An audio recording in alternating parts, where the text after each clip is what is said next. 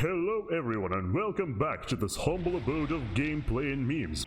Today I return to you with more Supreme Commander Forged Alliance Forever. This is going to be another team matchmaking replay cast, and this time we're playing on a unique man simply titled Moon. Yes, so this is the moon, which I'm guessing is supposed to be the Earth's moon, because if I haven't heard of any other objects that would be called moon, simply just moon and nothing else. If you've heard of any, please let me know, but I sure as hell haven't. Anyway, this map features about 38,000 reclaim on it. The most distinguishing features are probably the craters in the middle that feature the most reclaim, and also the small craters on the sides, far away from the starting locations. These have one big wreckage each, and this seems to be the wreckage of a Tech 3 air transport, of the EF Tech 3 air transport called Continental. Anyway, with that out of the way, one last thing before we start our cast: if you enjoy what you're seeing and you want to see more Forged Alliance Forever, including not just replay casts but also guides and maybe even some live gameplay, please consider liking, subscribing, and leaving a comment below. Without further ado, let's go ahead and start introducing our players, starting with Team 1 in the purple corner. On the frontalmost position, let's just call it that, we've got Asteyr playing Cybran at 1300 rank points. In Vivacious Violet, going first land. Next up on the let's call it a rear left flank position, we've got ourselves TotallyNotARobot. What a classy name. At 1100 rank points, playing Seraphim in Elephantine Grey, and also going first land. Next up on the rear guard right flank, we've got ourselves another Seraphim. It's WilloWisp, not to be confused with the professional Supreme Commander caster as well as future Sanctuary caster Willow's Duality. Trust me, those are actually two different people. This guy and Willow are really different, yes, very much so. At surprising 1700 rank points, playing in baby blue and also of course going first to land.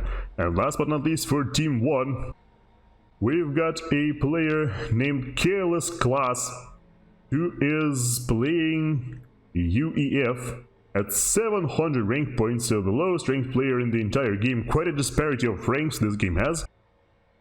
Yes, indeed, playing UEF in Haliborn Orange, going first land, and seemingly in the air position, of which he is definitely unhappy about, as you can clearly see from the chat. Moving on to Team 2. At the bottom, in the yellow corner, at the frontalmost position, we've got ourselves TTDeli, yet another Seraphim representative. Lots and lots of Seraphim in this game, as well as UEF, it seems like. At 1300 rank points, I'm going to round those up for you guys. In baby pink, also going first land, having already finished that, is going to build some mass extractors now, for which you need to slightly walk your commander to not mess up the build completely. And then no doubt going for a hydrocarbon power plant, just like I assume everybody else, because yes, everybody starts with 3 mass extractors and a hydrocarbon power plant near their starting positions. On the left flank rearguard position, we've got ourselves Sockenheld at 1200 rank points, playing UEF in mellow yellow and going first land, already having completed that, going for some Tech 1 mass extractors. Of course, already having set the pattern for movement as well as building. On the rear guard right flank position, we've got ourselves Flying Olsen, yet another UEF representative at 1300 rank points, playing in Ferrari Red. And last but not least, for Team 2, and for this particular game, we've got ourselves Manfet at 1000 rank points, playing also UEF in Pontiff White, and also going first land, but no doubt we'll be going for an air factory soon as well. So, we've got ourselves a very little diversity in terms of factions. We've got 4 UEF players and 3 Seraphim players. So, the sole Cybran representative in this game is Asteyr, and there is no Aeon to speak of, just like there were none in our last cast, so that's pretty funny. So yes, one of the other unique features of this map, the moon, is this satellite that keeps hovering around non-stop. The satellite doesn't seem to have any specific function. If only I could zoom and actually see it. I can't see it. Where it is? Where is it? What? Okay, the satellite is just gone. Yeah, oh yeah, it's right there. Come on! Basically, it carries absolutely no function. It's just a pure decoration. It just floats around and doesn't do anything. It doesn't attack you. It doesn't do anything special. But it's a really cool little decoration, you know. It looks exactly like a Novax satellite, but no, it's not hostile at all. Also, you've got these towers on the sides, which are, by the way, also, they can't be reclaimed, they can't be interacted with in any way. These are basically terrain, so yeah, there is nothing special about them. And yes, in terms of how and where you can move, you pretty much can move everywhere, except the small craters on the sides. Everything else is accessible by simply walking. There are quite a few hidden passageways that you can use to bypass those mountains and attack your enemy from unexpected angles, which is yet another reason why this map is so cool. We're about to have our first real engagements here. Well, not real engagements, but, you know, first scouting engagements, so to speak. This one engineer, the poor innocent engineer of WilloWisp, is about to get the gun treatment from the scouts and the scout and tanks of TTDeli. No big deal, engineer gets destroyed instantly. However, it looks like those tanks and the scout won't last too long against the superior numbers from WilloWisp, so Wisp definitely wishing to secure this particular crater in order to reclaim all the delicious rocks you can find here. However, it should be noted that TTDeli is not very far behind and is already encroaching upon the same territory, so the clash for the middle crater will be relatively even. Except, well, WilloWisp stops right there and starts going for a Tech 2 engineering suite, which is super early in the game, by the way. 4 minutes in already starting work on T2. I mean, he is mass stalling, which means he won't be losing too much energy. But still, quite a risky maneuver that, and he is even asking allies for energy, just to ensure that everything goes right. Meanwhile, on the right flank, or we should say on the northeastern flank, Asteyr is walking around peacefully collecting some mass, now wants to go for a gun upgrade. And meanwhile, his opponent of this particular flank, Flying Olsen, is already halfway done with the gun upgrade. In the middle, we've got ourselves Robot and Manfet clashing, as well as Sockenheld also was here. They've reclaimed all of the structures that were in the middle. There were quite a few structure wreckages. It looks like, if we check the reclaimed numbers, it seems like Robot got the better end of it overall. And now he's going to use them to start a gun upgrade, which is, you know, going through fairly quickly. Of course, you know, tons of spam building up here and there. Deli is going for a gun in an extremely unsafe position. He's already getting blasted by enemy artillery. The tanks are forced to engage in order to save the commander. Meanwhile, WilloWisp is already building up Utoshala turrets right on Deli's doorstep. I'm sure Deli is not going to be too happy about that. In the meantime, on the right flank, we've got, on the northeastern flank, I should keep saying, the invading spam from Flying Olsen actually forces Asteyr to cancel the gun upgrade, and now he's even getting surrounded by the tanks, and he's getting blasted to pieces already, almost dropping below half health.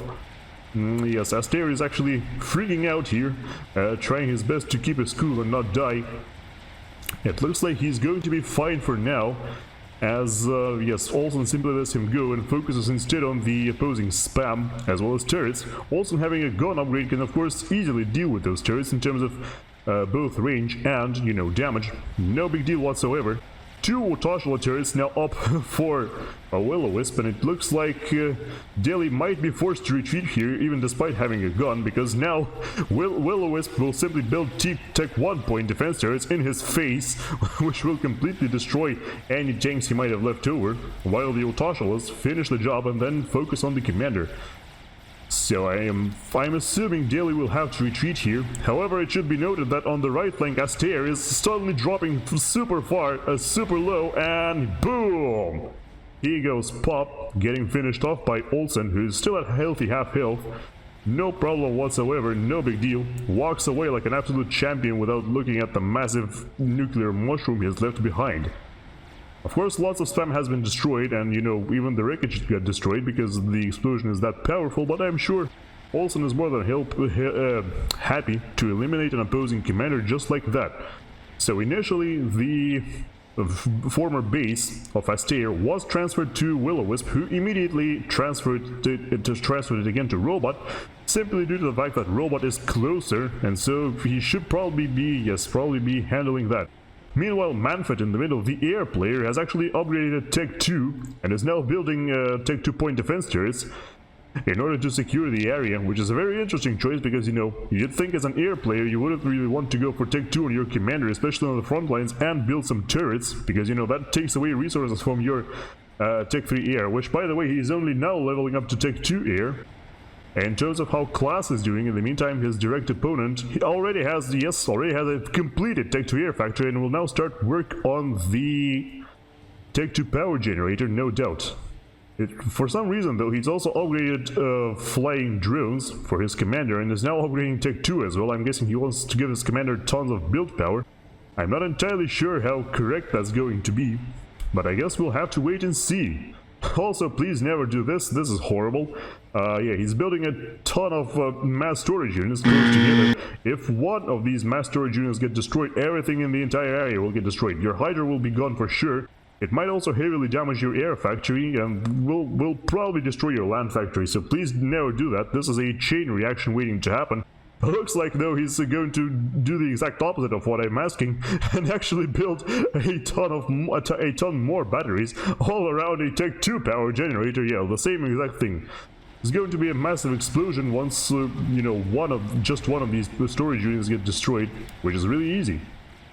So yes, Deli has been forced to retreat from the crater, with WilloWisp securing most of the reclaim. However, it looks like Sockenheld is also nearby and also might be attempting to help.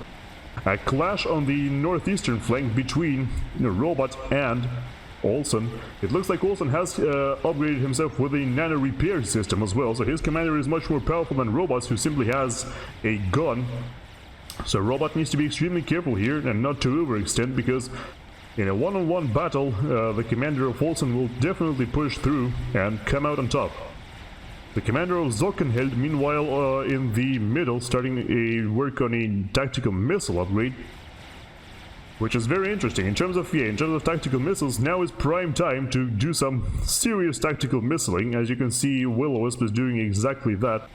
I'm not entirely sure yet. It looks like the missile launcher has destroyed something, but it's only 2 kills and 108 mass. It might have been, you know, attack one mass extractor with something else standing nearby. But if you look at, for example, Flying Olsen, you can see that not only does he have no tactical missile defense whatsoever, he doesn't even have Tech 2 technology, which means he could those mass extractors of his could be very easily destroyed. If we check the range on WilloWisp's missile launcher, if I can click properly today, we can see that, well, okay, it doesn't quite reach because, you know, it's a 20 by 20 kilometer map, which I totally forgot to mention before. Robot, meanwhile, almost getting surrounded by the tanks of, the striker tanks of Flying Olsen. Almost dying here, but it looks like he's going to be fine now because, yeah, he's just gained a rank of veterancy and now back up to 3,500 health and retreating still, so no. It was very close, but he did come out on top and ultimately managed to survive. Standoff tactics now being deployed by both Deli and WilloWisp. You know, two can play that game. Namely, Deli is opting for a very large cluster of mobile missile launchers, while WilloWisp seems to be only interested in Tech 2 point defense turrets and shields. Also, for some reason, has queued up an air factory. I'm not entirely sure what that's going to do. I guess he wants to constantly keep scouting the enemy to see if they are preparing a nasty surprise for him. Fair enough. Manfet's still building up a whole bunch of defenses in the middle. Not too interested in advancing to Tech 3 air. He's actually only now started work on the factory. And yes, WilloWisp is telling Klaas that that exact fact with the fresh scouts he's just built from his, I'm assuming from this factory. We'll see though, yes. So, now WilloWisp is telling Klaas to quickly make a strat bomber and, you know, destroy the power supplies of Manfet. We'll see if he succeeds because, you know, Klaas is already up to Tech 3 air, already building a Tech 3 air power Tech 3 air power generator, yes. Tech 3 power generator. However, his commander is walking away for some reason. I'm not entirely sure where he's walking, and he's like ultra mass stalling at minus 245 mass per second with empty coffers. Not a very good place to be. Two of his mass extractors, to add insult to injury, got destroyed by the invading tanks of Flying Olsen, who wrapped all around the base of Robot and just struck at the heart and destroyed a couple mass extractors that definitely didn't need to die. It looks like the amount of mobile missile launchers deployed by Deli is getting quite overwhelming for WilloWisp, as his base is not very suitable for protection from these. Well, there is currently only 6 missile launchers, but it does seem as though he's working on more right here, for example. And there definitely isn't enough tactical missile defense to hold all that back. Yes, it looks like Klaas himself went in to deal with the invading forces, built his Tech 2 mass extractors back up. Well, there is still one waiting over there. Could theoretically fly over with these drones and just reclaim the tanks, and then I think those drones are capable of building the mass extractors. Yes, they are. So theoretically you don't even need your commander to do that. The drones can do all the work themselves. But it remains to be seen what exactly he's going to do about that. Ilshevo Tech 2 assault pods from WilloWisp attempting to wrap around the forces of Deli, trying to find a vulnerable spot. They're almost falling off of the moon. Look at this. They're walking all the way down.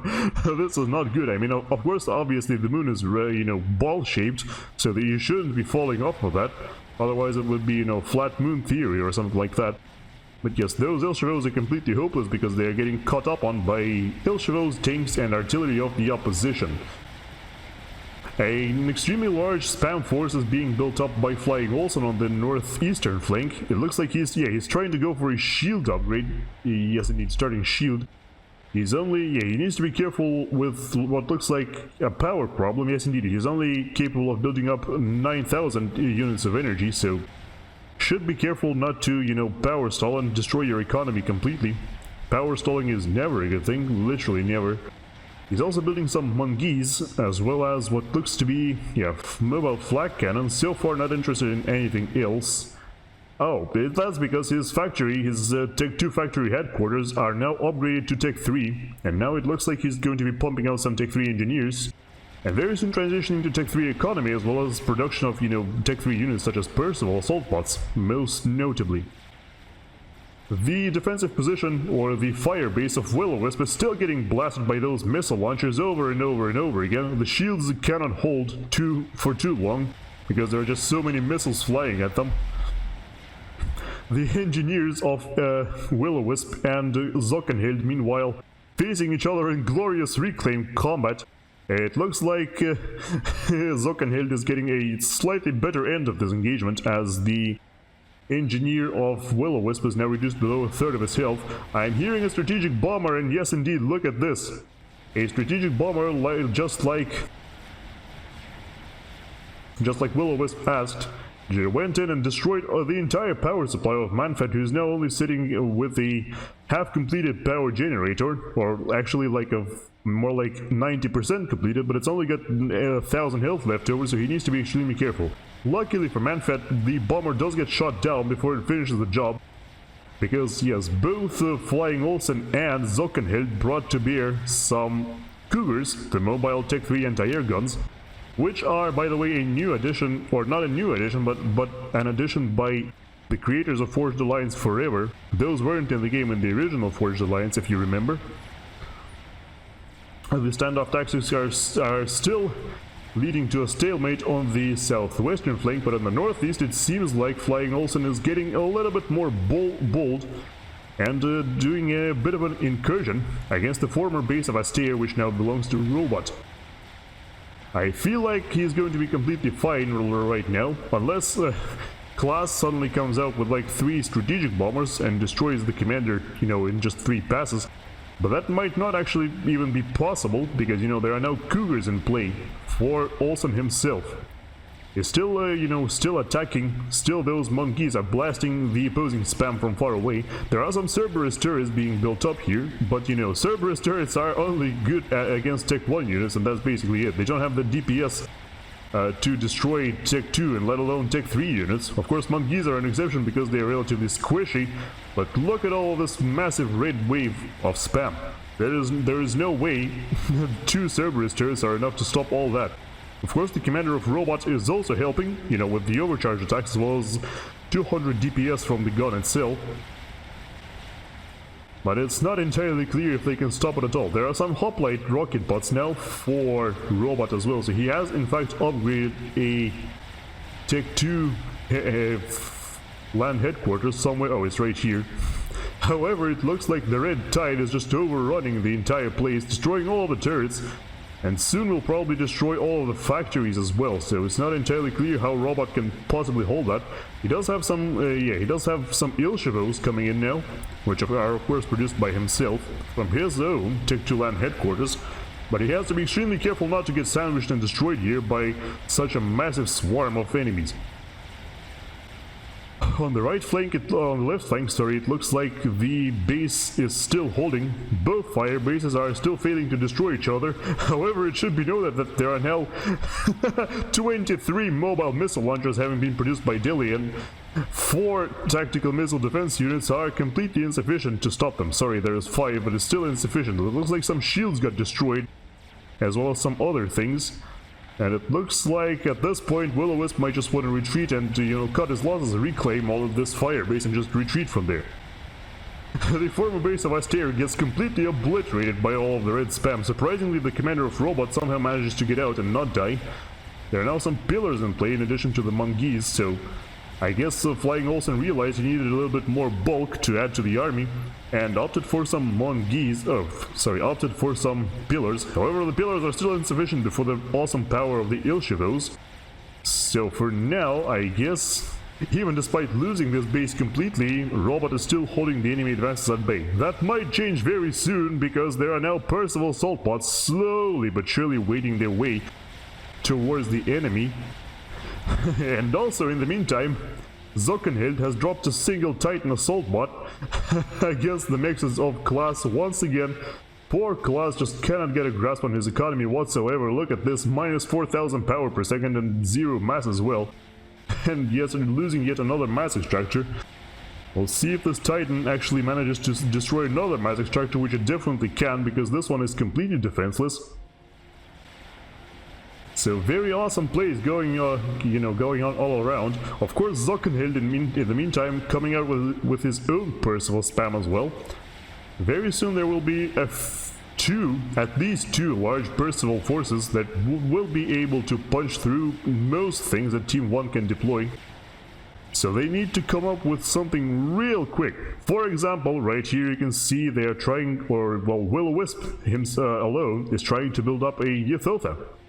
It's already almost halfway done, and that could definitely smash a whole bunch of Percivals before it goes down, or before they part ways. So, I suppose that should be enough. Needs to be quite careful though, because Deli is now coming up with snipers, and snipers will destroy your shields a hell of a lot faster than those missile launchers, as long as they can hit stuff, but looks like they can, because they surprisingly, even though snipers shoot completely straight, they aren't having an argument with terrain, but instead shooting the shields directly.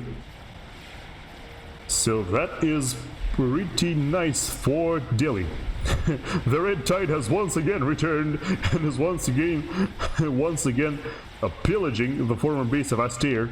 However, this time everything is slightly different because there are Percivals in play. So if Robot isn't too careful, he's gonna get surrounded and destroyed by these Percivals in seconds. The commander of Flying Olsen is nowhere to be seen. It's actually retreating all the way back to the base, which is understandable because, you know, with T3 Air and with Klaas actually building up some strategic bombers, yes, Flying Olsen actually saw them, and that's why he retreated. So yes, needs to be extremely careful, and that's exactly what he's doing. He just runs away and leaves the Percivals to do the job.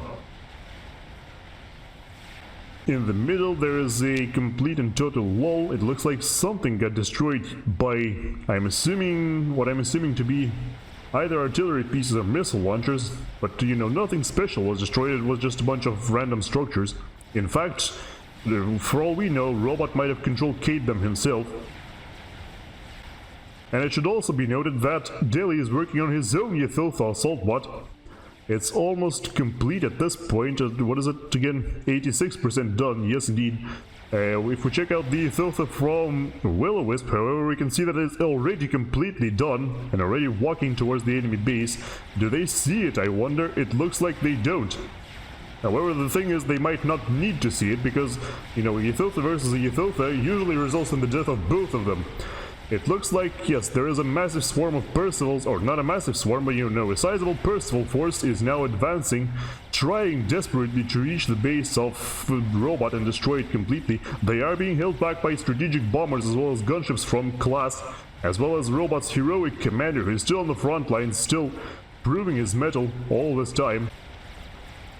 However, I would say there are enough Percivals here to just kill the commander extremely quickly. And look at this, he's already dropping below half health, already into the red, and he looks like he blows up. Yes! He is dead. Disappears into oblivion in a puff of special Seraphim interdimensional smoke. The Percivals did their job, they can die now, nobody really cares anymore. Some Tech 3 mechs of course do get transferred to WilloWisp, as well as another Tech 3 land to headquarters and even a Tech 3 power generator, so that's pretty cool for him.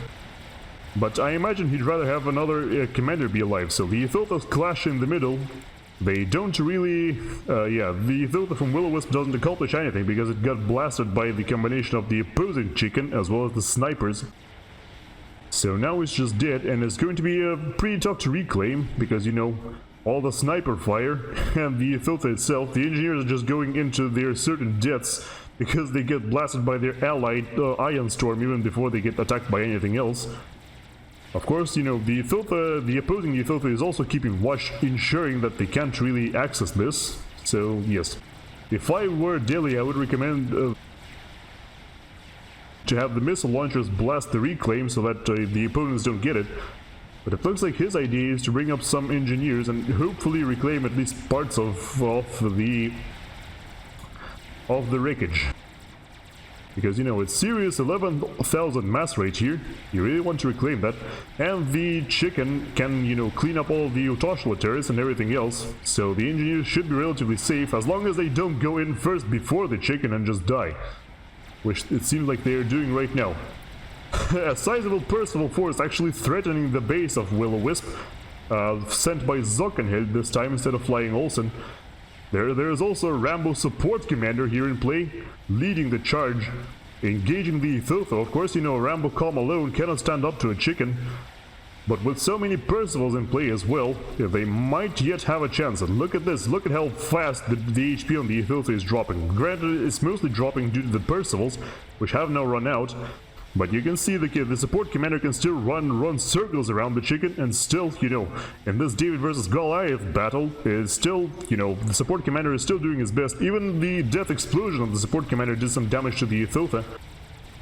So it could still die relatively easily. Now the Ythotha at the bottom is still rampaging, destroying everything inside the crater, and is now being joined by a second Ythotha out from Deli, which will now, no doubt, completely demolish the firebase of WilloWisp, who is only now working on some defense turrets, and already being assaulted by a massive spam force from Manfet. Okay, apparently Manfet is still building Tech 1 land spam, despite being the air player, and sending it through the middle to support the Percivals and the support commanders of Sockenheld. Another Rambo Com shows up, starts blasting at the base of WilloWisp. Another Ythotha completes, so that should shut this push down. However, it should be noted that, oh no, we missed it.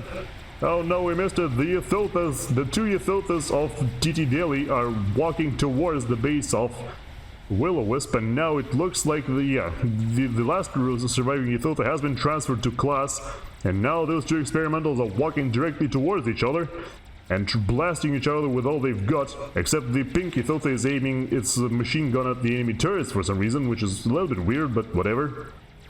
It looks like they're trying to walk past each other, but it's not going to work, and yes, the pink Ythotha collapses, but its Ion Storm might yet destroy the orange Ythotha because it's refusing to move. Yep, there we go, instantly dead. So there are now 3 chicken wreckages lying around in the same place, as well as 1 living chicken. But the trouble isn't over for Team 1, as the newly constructed Percival, forced from Flying Olsen, is now invading the former base of Robot, threatening to destroy that. And at that point, the only thing Klaas will have left over is just his own base with a bunch of gunships, which, yes, these gunships are highly proficient at destroying land units, of course. But the problem is, with the air support from Manfet, even though Manfet has been consistently losing air the whole game, he's only got like 3 fighters now. He might yet be able to muster enough fighters to just destroy the gunships. Even if it's a suicide mission, it still might be worth it. The HQ goes down, so does the Tech 3 power generator, and now there is pretty much nothing left of TotallyNotARobot but a memory. And even artillery is adding some insult to injury. There is now Tech 3 artillery in play, approaching from a safe location and intending to fire upon the base of Klaas, or at the very least of the mass extractors. The Percivals are still not done, still rampaging, still destroying T3 mass extractors. There is now a Ythotha that is standing nearby. There is a whole bunch of Ravager turrets now having been constructed by the engineers of Klaas. However, these turrets aren't protected by tactical missile defense, and the Ythotha has a very similar range to them. Well, it has shorter range, but it has the health to approach at them and still destroy them. So this does not look good at all. In actuality, the turrets will just take just a few orbs, as well as the blast from the right shoulder mounted gun to get destroyed. And yes, indeed, this is not sufficient to destroy the Ythotha. It can even destroy them and just walk away, regenerate its health, and then try again. Especially considering it's being supported by snipers and so many mobile missile launchers, these things are still working, still going strong. Even after so many were created and, there was pretty much nothing to destroy them. Yet another chicken coming in from TTDeli, and it is now being supported by a Fat Boy from Flying Olsen and even more Percivals from Sockenheld. If you look at this, there is already 20 Percivals and even more on the way. And I'm not entirely sure how exactly Klaas can deal with all that. The Ythotha the first Ythotha decides to walk in and die. I don't think that was necessary, but it will do some serious damage. Most crucially to the gunships of Klaas, as long as he doesn't lift them up, because, the one of them is already almost got destroyed. The Ion Storm doesn't seem too sure of what it's doing, so ultimately the gunships survive. But that was some serious damage done to now Klaas's base as well as his defenses. So many turrets, so much mass in these turrets just got destroyed and can't even be returned because, now they're just...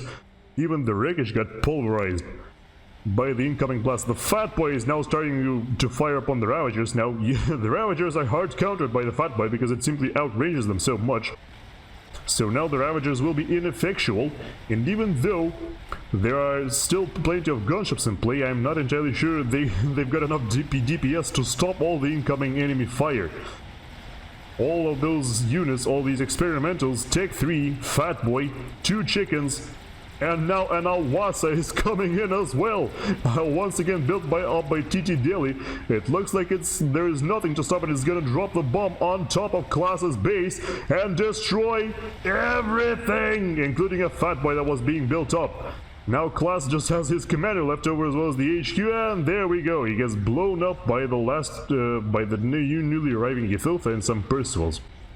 There we go. This is the game over. The game has indeed been won, so congratulations to TTDeli, Flying Olsen, Sockenheld and Manfet for winning, this amazing game. Even though there was a huge disparity of ranks, and I'm sure Klaas isn't very happy about, being assigned the air role and losing horribly. But such is the way of team matchmaking. You don't know what role you'll be playing, you don't know what map you'll be playing, you don't even know who your opponents are going to be usually. Klaas says, "Better face my death," as he walks out and explodes. Fair enough, and yeah, you can see he's saying to WilloWisp, or WilloWisp is rather, saying to Klaas, "You did well, it's our team that failed." I suppose there is some truth to the statement, considering how weirdly Asteyr, first he walked away from the enemy spam, but then he walked back in and died. Not entirely sure what that was about. And then Robot did pretty much the exact same thing. Ran too close to a bunch of Percivals and just got blasted. Although I guess responsibility could be shared between all of them, but let's not judge these players too hard because, when you're playing, your knowledge is extremely limited compared to when you're watching a replay. So, of course, in many cases they didn't know what was going to happen, and they didn't know what their enemy was working with, so can't get too mad about their performance anyway. But yes, I hope you enjoyed this amazing game and this replay cast of Supreme Commander Forged Alliance Forever. If you want to watch the replay for yourself, the link will be in the description. And if you want to see more of these, please by all means consider liking, sharing and subscribing, so I can produce more videos about this game that we all know and love. For now though, this is going to be it for me, and I'll be signing off, so goodbye, take care everybody, and I hope to see you soon again on the battlefields of the future.